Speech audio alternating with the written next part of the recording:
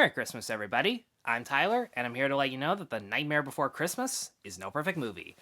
And The Nightmare Before Christmas is about Jack Skellington, played by Chris Sarandon, and Danny Elfman, this king of Halloween Town who's incredibly burnt out with celebrating the exact same holiday the exact same way every year. So when he stumbles into Christmas Town, aka the North Pole, and discovers the joy and whimsy that comes with celebrating Christmas, he decides that he's going to take over the holiday from Santa Claus and celebrate Christmas the only way that he knows how to, in a very scary and horrific fashion. Now, this is going to surprise a few people, but up until the day before I made this video, I had never seen The Nightmare Before Christmas. I had never heard any of the songs. I wasn't really a big Tim Burton fan growing up, and even though this movie was considered so legendary by many people, especially with the fact that every year it seems like they re-released the movie around Christmas time in order to bank upon the cult status of the film. It always had this huge reputation, even if you've never seen it. It felt like you had to respect the movie even if you didn't like it. And yeah, that's pretty much how I feel about Nightmare Before Christmas. I wouldn't really say that it's a holiday classic or one of the great Christmas or Halloween movies ever, but on its own, it's still a very enjoyable animated movie with some really catchy and clever songs that are composed, written by, and in some cases performed by Danny Elfman because he is the main character's singing voice.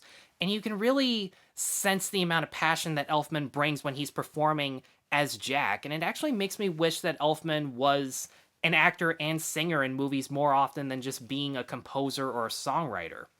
With songs like This Is Halloween and What's This, they both have this very fast-paced and whimsical rhythm to them that really get you in the spirit of celebrating both holidays that they're singing about.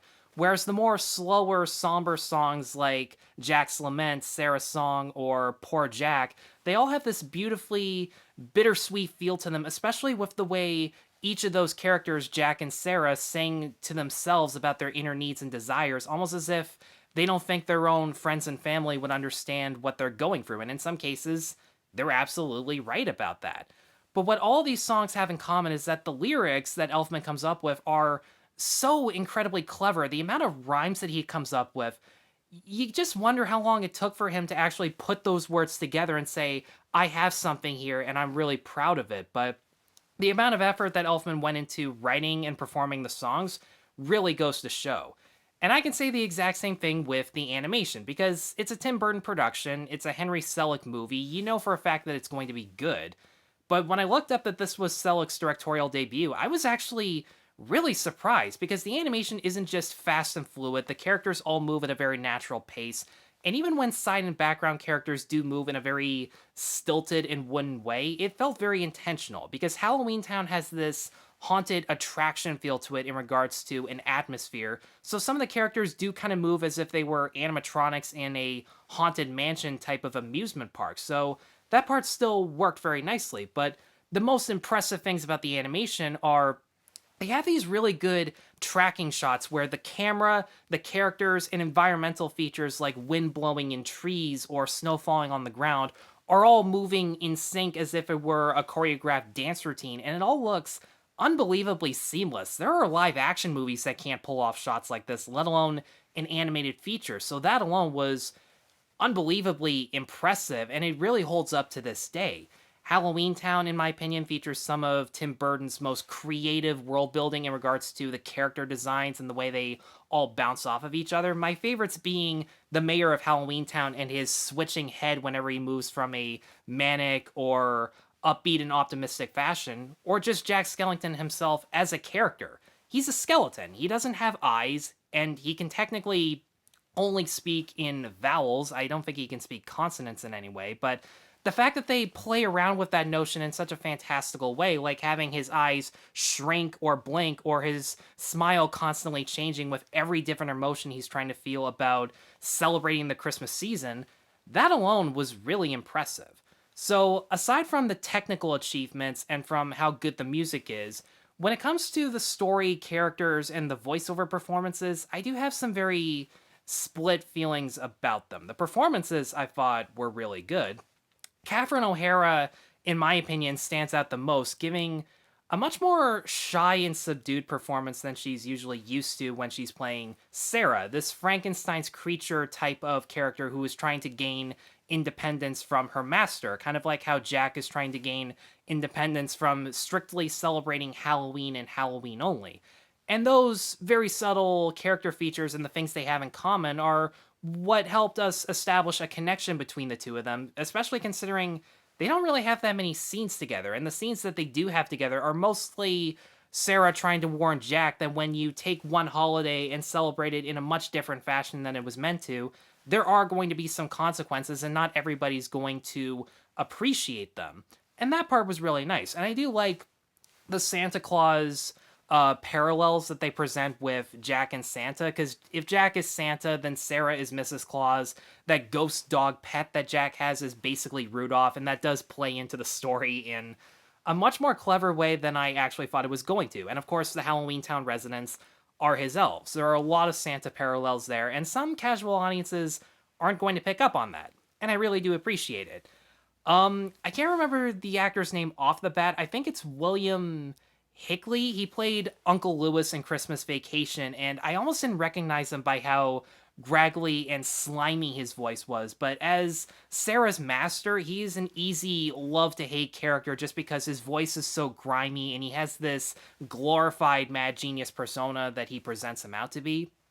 I don't know how many people are going to hate me for saying this, but I mean every word of it. My favorite character of Nightmare Before Christmas is Oogie Boogie, and a lot of that has to do with Ken Page's performance because he has such a fast-paced level of energy and his voice brings so much charisma to the character that it was really hard not to smile at him even when he's doing the most horrible things to Santa Claus. And in such a monochromatic world such as Halloween Town, the fact that his lair has bursts of color, but they're presented in a much more menacing way, it actually makes him a surprisingly intimidating villain, even though his motivation is really non-existent. I don't even know if he had a motivation other than he just likes to gamble. But yeah, it is more of a style over substance villain, but sometimes those are the best villains. And Ken Page reminded me a lot of James Monroe Iglehart in the way he has so much passion and charisma to voice acting. So, voice acting aside, that kind of brings me into the main issue that I have with Nightmare Before Christmas. Even though there is a story and there are fleshed out characters, I just had to sneak that in. I apologize. The movie itself, at only an hour and 10 or an hour and 15, it moves at such a fast pace that scenes begin and end so quickly to the point where I didn't feel there were that many moments to take a deep breath in order to soak in the atmosphere and how the characters are affected by it. It felt so rushed to the point where I felt like it prevented a lot of the performances from being memorable in regards to who played which character. And unfortunately, that includes Chris Sarandon as Jack Skellington. He is absolutely forgettable in the character.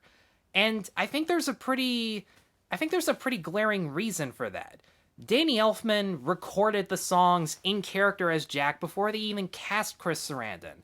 And it definitely shows, because all too often, characters in their speaking voices get 5 minutes or less to express their opinion about what's going on in a given scene, and then out of nowhere, they'll start singing about that exact same thing in more detail, and it just felt really out of place every time a song happened out of nowhere. And I don't really know how to describe it. I get the feeling that Tim Burton was definitely paying tribute to animated holiday specials like The Grinch or the Rankin Bass productions. At one point, before he turned it into a movie, he did want this to be a half-hour holiday special, and no one would say yes to him, which I find very strange. But aside from that, even though the holiday specials that he's paying tribute to are much shorter in length, I feel like they took a much more steady enough time in order to develop their wider amount of characters. Because the great thing about those holiday specials are there are a lot of characters that you remember about them, and their personalities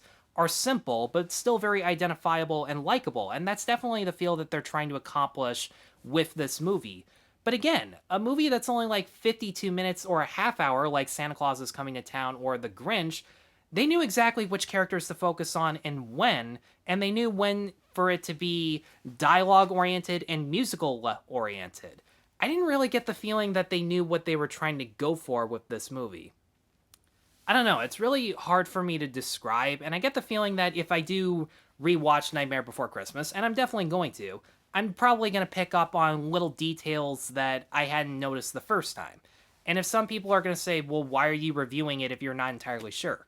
Because first impressions are the reason that we want to go back and rewatch movies. And if we're judging by first impressions, The Nightmare Before Christmas is incredibly well animated, the music is great, the voice actors, while they're not memorable, are still good, and altogether, it's just an imaginative animated movie, and I have Tim Burton, Henry Selick, and a variety of other talented individuals to thank for that. And for all those reasons, I'm going to give The Nightmare Before Christmas a 3.5 out of 5. Guys, thanks as always for watching. If you have seen Nightmare Before Christmas, I don't know why I'm saying if, but I didn't see it up until yesterday. Let me know in the comments below what you thought of it. Be sure to stay tuned for more reviews, and be sure to like and subscribe. Take care.